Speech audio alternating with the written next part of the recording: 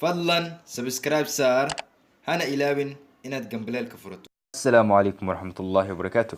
maanta waxaan soo gudbin doonaa cashir ku saabsan dhiigga. waxaan ka hadli doonaa waa maxay dhiig, muxuu ka samaysan yahay, waa maxay isticmaal uu garto, iyo kan ugu dambeeyo ah waa maxay shaqada uu qabto dhiigga. waa maxay dhiig? dhiiggu waa isku xiraha unugyada habdareere ah. waxaa loo tixgeliyaa inuu yahay dareeraha nolosha, sababtoo ah wuxuu qaadaa oksijiinka, wuxuuna ka qaadaa sanbabada, wuxuuna geeyaa jirka oo dhan. sidoo kale wuxuu jirka ka soo celiyaa carbon dioxide-kii, wuxuuna ku soo celiyaa sanbabada. waxaa kaloo la yiraahdaa inuu yahay dareeraha koritaanka, sababtoo wuxuu qaadaa nafaqooyinka jirku u baahan yahay, wuxuu geeyaa dhammaan jirkooda. waa maxay astaamaha lagu garto dhiigga? lambarka koowaad, dhiigga kalarkiisu waa gaduud.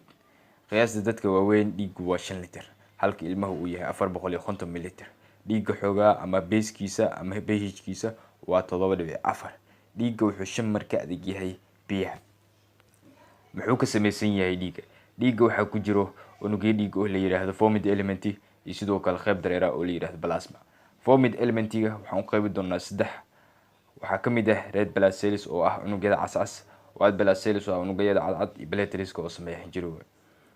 qaybta labaad waa plasmaha. plasmaha waa qaybta dareeraha ee dhiigga, wuxuuna ka kooban yahay 91 ilaa 92 oo biyo ah iyo 8 ilaa 9 oo adka ah. waa maxay shaqada uu qabto dhiigga?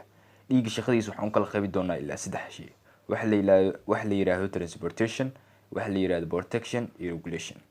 haddii af Soomaali u dhignan ay tahay inay wax daabulaan, inay wax difaacaan, iyo inay wax joogteeyaan.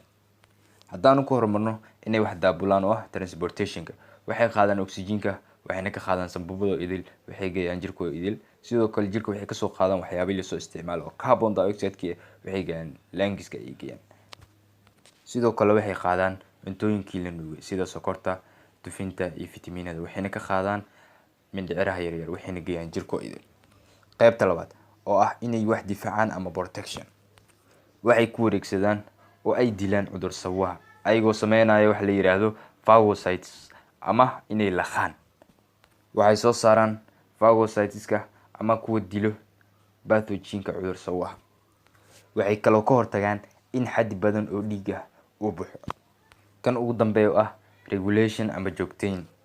lambar koowaad waxay joogteeyaan temperature-ka, labaad waxay joogteeyaan biyaha, saddexaadna waxay joogteeyaan